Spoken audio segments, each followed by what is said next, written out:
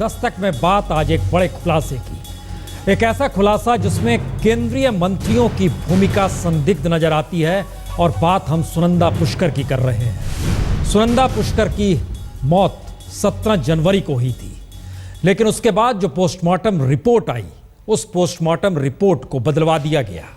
Postmortem report जो शख्स तैयार कर रहा था, उसने चुप्पी तोड़ी है।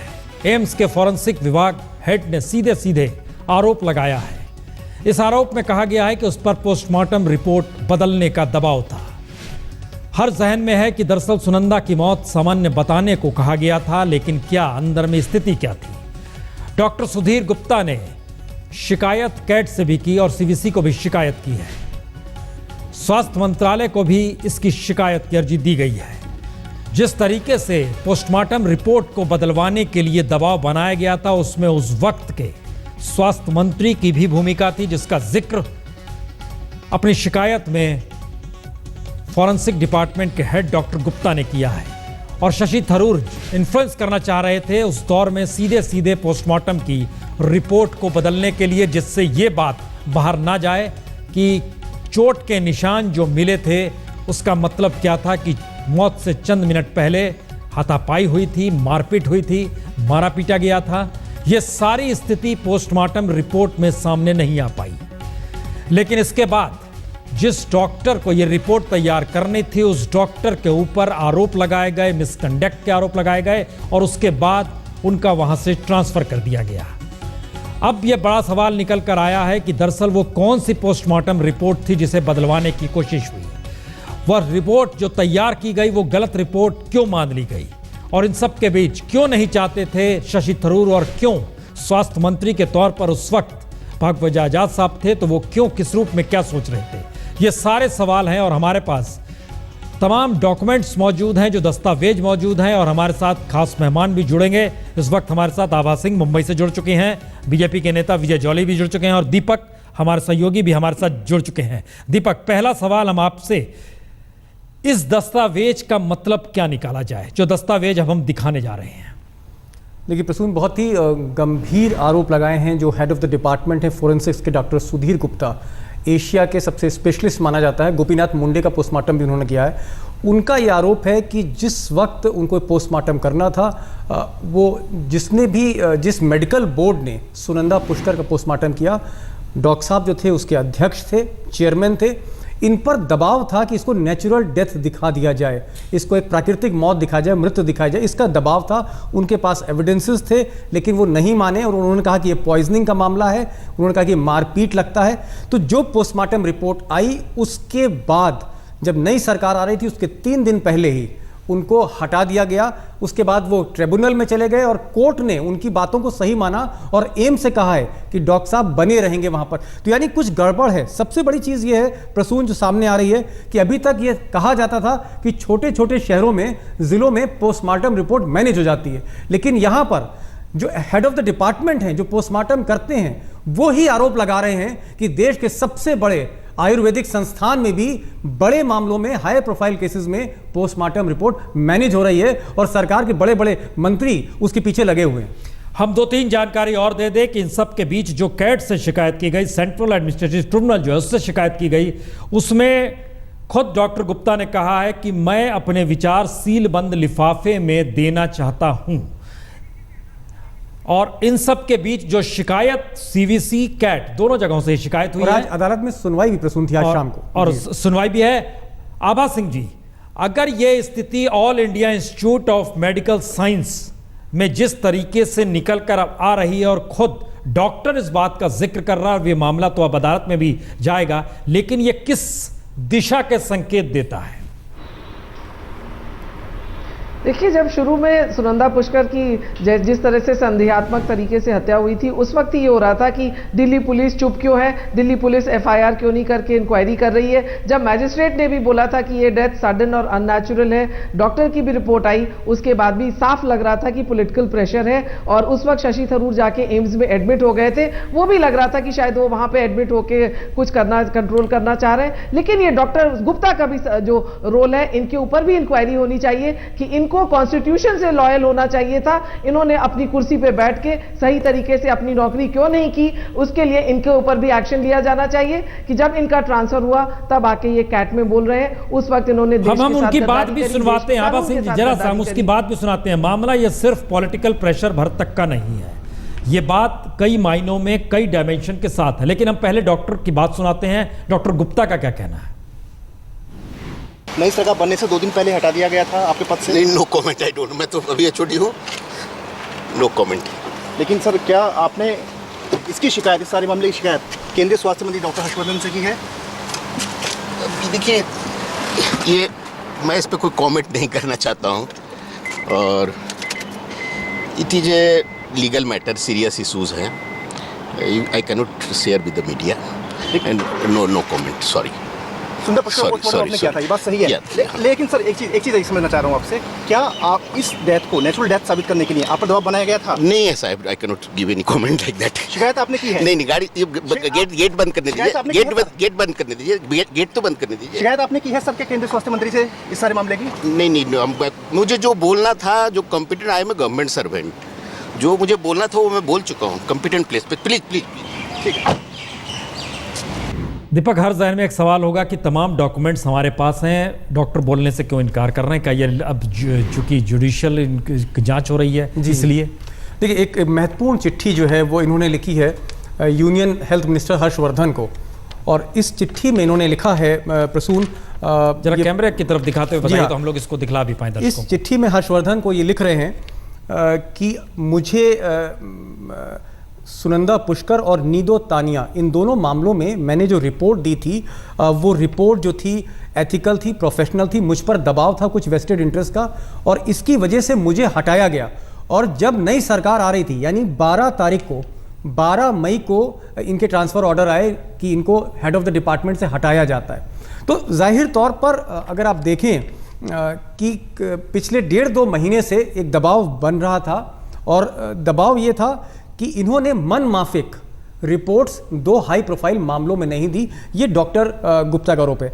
हमने कोशिश करी कि जो डॉक्टर MC मिश्रा हैं, एम्स के डायरेक्टर, उनको भी मैंने कल रात मेल लिखा था, मैंने फ़ोन पर भी उनसे बात करी थी, वो इस वक्त वॉशिंगटन में हैं, उनका जवाब नहीं आया।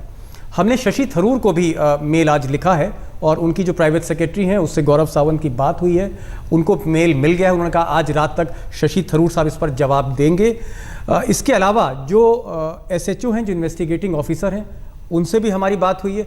जितने भी किरदार हैं इंपॉर्टेंट, सबसे हमने बात करने की कोशिश करी है। 2 लोगों के जवाब अभी तक प्रसून नहीं आए।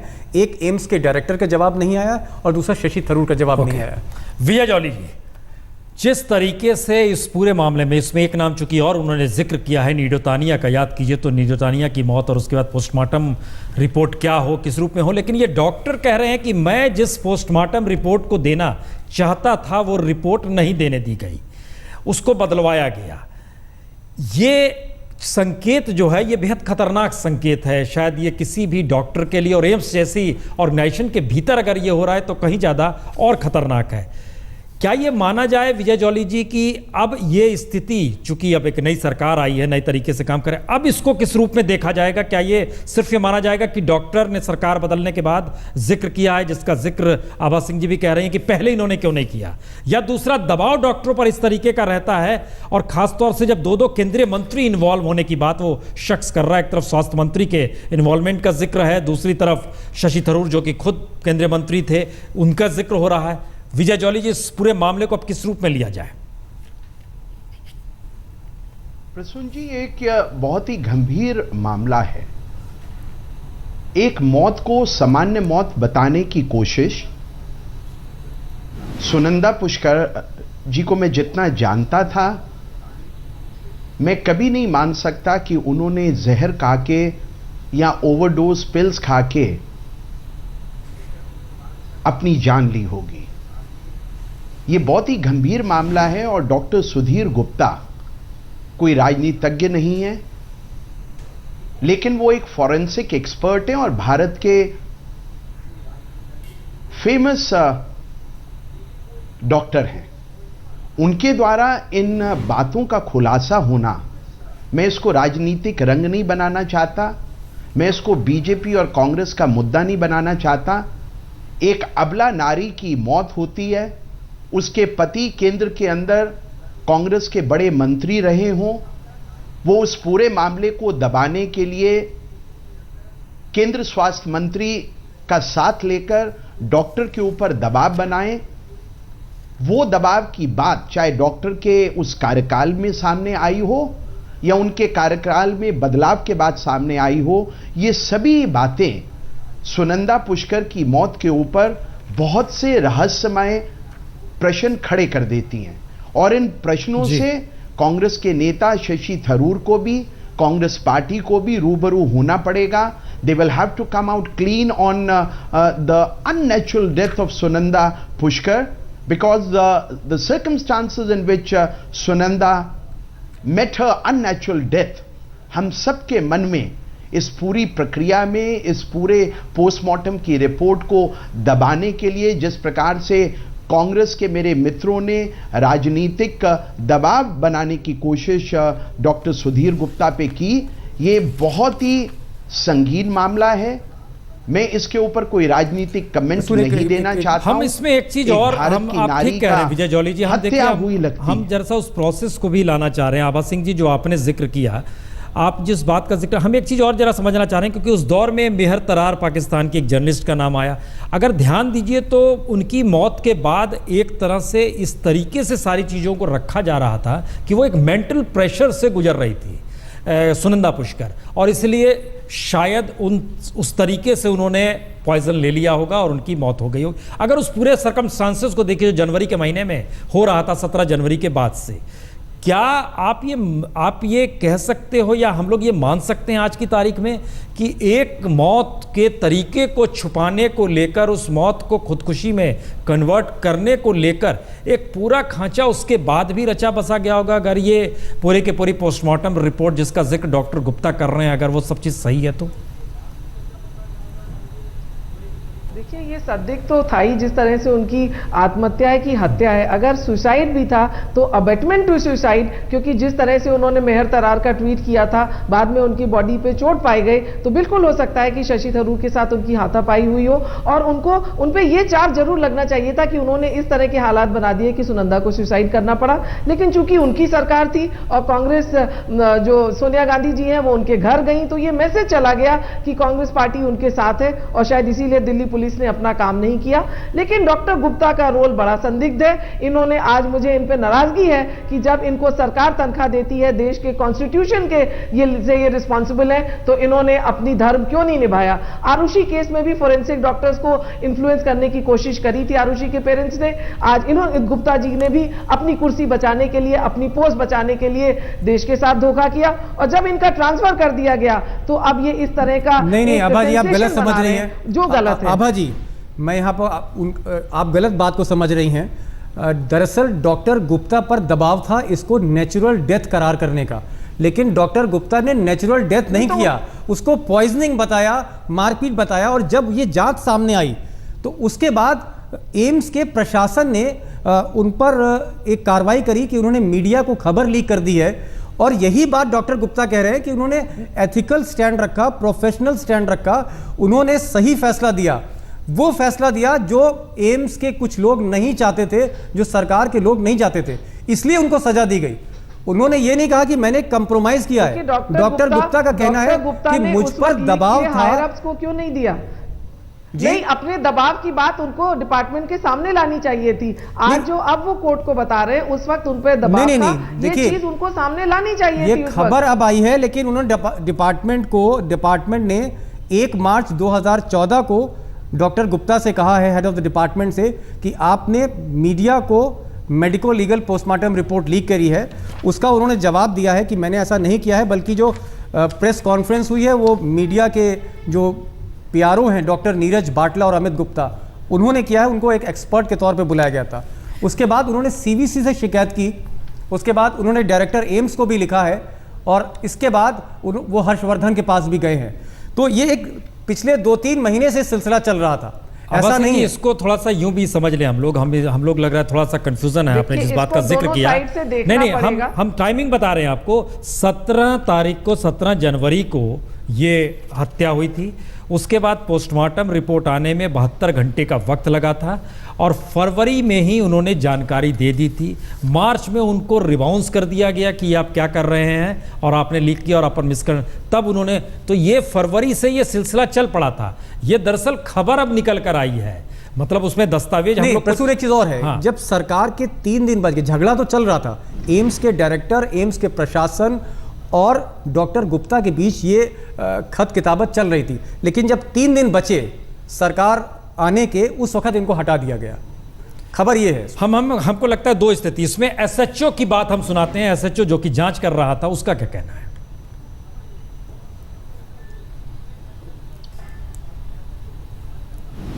अरे नहीं यार, मतलब नहीं, मेरा विषय नहीं, मेरे से क्यों किसी लिखा होगा किसी ने। छोटा सा मैं एक सवाल करूं, ऐसा जो भी कंक्लूड करेंगे, जो भी करेंगे एसडीएम करेगा, इसमें इंक्वेस्ट प्रोसीडिंग्स है। We are only to assist as per his directions. अगर हमें एसडीएम को स्पेसिफिकली काम बोलते हैं वो हम करते हैं। पहले उन्होंने किया था ना सर, उन्होंने कहा था कि दिल्ली पुलिस जांच करे इसकी। एसडीएम दीपक, एक सवाल यहाँ एक जहन में हर किसी के आ रहा होगा कि दरअसल एसएचओ जो बात कह रहा है, हर्षवर्धन जी ने भी आज कहने से कुछ मना कर दिया कि हम इस पे नहीं कहेंगे, डॉक्टर खुद नहीं कह रहे हैं, ये मामला अब जाहिर है कार्रवाई। उस पूरे प्रोसेस को अगर हम जरा देखना चाह रहे थे और हम उस सिलसिले को हमने जब निकाला तो 17 जनवरी से लेकर लगभग 28 जनवरी तक एक स्थिति इस देश के भीतर बनाई गई कि सुनंदा पुष्कर ने जो खबरें आई उसमें चाहे उन पे जो प्रेशर की बात थी कि सोशल मीडिया में किस तरह का प्रेशर उन पे था, इसलिए उन्होंने पॉइजन लिया। अगर ये रिपोर्ट उस वक्त आ जाती जिसमें ये बात है कि उनके शरीर पर मारपीट के निशान हैं और कहीं ज़बरदस्ती एक स्थिति पैदा की गई जो उनकी मौत उनके साथ आके खड़ी हो गई, क्या स्थिति बिल्कुल अलग होती? और अगर स्थिति अलग होती, और जिसका जिक्र जॉली साहब ने भी कर दिया हालांकि, लेकिन ये सच है कि सोनिया गांधी उनके घर पर गई थी और लगा था उस समय कि नहीं, देखिए एक पत्नी की मौत हुई है तो पति के घर सांत्वना देने गई है। देखिए, एम्स वो अस्पताल है जो सीधे केंद्र सरकार के अधीन आता है और उस वक्त शशि थरूर मंत्री थे, एचआरडी मिनिस्टर थे, राज्य मंत्री थे। इसके अलावा गुलाम नबी आज़ाद स्वास्थ्य मंत्री थे, जिनका उन्होंने जिक्र किया है डॉक्टर ने। आप सही कह रहे हैं कि सोनिया गांधी भी उनके घर गई थी, तो एक दबाव था। लेकिन इसमें जो सबसे बड़ी चीज़ देखने वाली ये है कि जब पोस्टमार्टम रिपोर्ट अखबारों में आई, कुछ दिन तक नहीं आई, लेकिन जब अखबारों में ये बात सामने आई कि ये पॉइजनिंग का मामला है और 4 दिन से मारपीट हो रही थी सुनंदा के साथ, जाहिर तौर पे जो इंडिकेशन है वो पति पत्नी की तरफ ही था। ये जब चीज़ें मीडिया में बाहर आई हैं, उसके बाद से डॉक्टर गुप्ता पर दबाव बनना शुरू हुआ और सबसे पहला नोटिस उनको एम्स के डायरेक्टर ने दिया मार्च में और कहा कि आपने सारी रिपोर्ट लीक करी है, ये मिसकंडक्ट है, आप पे कार्रवाई होनी चाहिए। जॉली साहब, 2 स्थिति बहुत साफ तौर पर है। क्या पॉलिटिकल दबाव के तहत एम्स में रिपोर्ट बन सकती है? पहला मैसेज ये है। दूसरा मैसेज ये है कि एम्स के भीतर जो स्थितियों में डॉक्टर काम करते हैं, क्या वो खुले तौर पर काम नहीं कर सकते? दोनों एक दूसरे से इंटरलिंक है, लेकिन एम्स जैसे अस्पताल में ये स्थिति राजनीतिक तौर पर प्रभावित करने वाली बन सकती है। देखिए, मैं इस पूरे मामले को 3 पक्षों की तरफ से देखता हूं। पहला तो सुनंदा की मौत से पूर्व उनके पति का पाकिस्तान की एक प्रसिद्ध पत्रकार के साथ जिस प्रकार के संबंध और जिस प्रकार के ऑब्जेक्शनेबल एसएमएसेस और ट्वीट्स लीक हुए, वो वास्तव में किसी भी धर्म पत्नी, किसी भी परिवार के अंदर इस प्रकार की असमंजस की हिंसा की घटना को कहीं ना कहीं उभरने का मौका दे सकता है। लेकिन जिस प्रकार से उनकी मौत हुई और उसी दौरान मौत हुई जब शशि थरूर जी, जो कि कांग्रेस सरकार के एक महत्वपूर्ण मेंबर ऑफ पार्लियामेंट रहे, उनके मंत्री रहे, उनकी धर्मपत्नी का उस पूरे प्रकरण के तुरंत चलते हुए मौत हो जाना सबने शक किया था। पुलिस ने भी कहा था और जो हमने न्यूज़पेपर्स में भी पढ़ा था, सुनंदा जी की शरीर के ऊपर चोट के निशान थे। लेकिन अब जो ये सारी बातें सामने आई हैं, सबसे पहले तो मैं आज तक को इस बात के लिए बधाई देना चाहता हूं कि आपने अपने इन्वेस्टिगेटिव जर्नलिज्म के माध्यम से इस पूरे मुद्दे को ठंडे बस्ते में नहीं जाने दिया और शायद आप न्याय कर रहे हैं उस आत्मा के साथ जो अब हमारे बीच में नहीं है। लेकिन यह संभव है जिस प्रकार से गवर्नमेंट सर्वेंट्स को राजनीतिक तंत्र के नेता, मंत्री, मेंबर ऑफ पार्लियामेंट और चुने हुए नुमाइंदे उनके ऊपर प्रेशर क्रिएट करते हैं। और जो मैंने अभी आपके अभी टीवी स्क्रीन के ऊपर डॉक्टर सुधीर गुप्ता को ये बार बार बोलते हुए सुना कि मैं गवर्नमेंट सर्वेंट हूं, मैं बोलना नहीं चाहता हूं, जो मैंने कहना था वो मैंने सील लिफाफे में संबंधित अधिकारियों को दे दिया है। आई वुड कॉम्प्लीमेंट आज तक फॉर इट्स इन्वेस्टिगेटिव जर्नलिज्म। दूध का दूध और पानी का पानी। हमें लगता है इंतजार अब करना होगा कि किस रूप में हम डॉक्टर हर्षवर्धन की बाइट सुनाते हैं। डॉक्टर हर्षवर्धन का क्या कहना है? अरे नहीं यार, मेरा मतलब नहीं, मेरा विषय नहीं, मेरे से क्यों किसी लिखा होगा किसी ने। छोटा सा मैं एक सवाल करूंगा सर, सुनंदा पुष्कर के पोस्टमार्टम करने वाले एक्सपर्ट डॉक्टर ने आपको लेटर लिखा है जिसमें उन्होंने दबाव बनाया है कि कोई सीधी टिप्पणी करने से डॉक्टर हर्षवर्धन जो कि देश के स्वास्थ्य मंत्री, उन्होंने इनकार कर दिया। लेकिन एक यह स्थिति पहली बार बनी है जिसमें बहुत खुले तौर पर आया है कि एम्स के भीतर पोस्टमार्टम की रिपोर्ट को बदलवाने की दिशा में राजनीतिक दबाव काम कर सकता है। अगर डॉक्टर गुप्ता ने जो जिक्र किया है वो हैरान करने वाला भी है और शायद भारतीय राजनीति की एक सबसे बड़ी त्रासदी भी है। बहुत बहुत शुक्रिया आभा सिंह जी आपका और विजय जौली जी, बहुत बहुत शुक्रिया। दीपक, बहुत बहुत शुक्रिया आपका।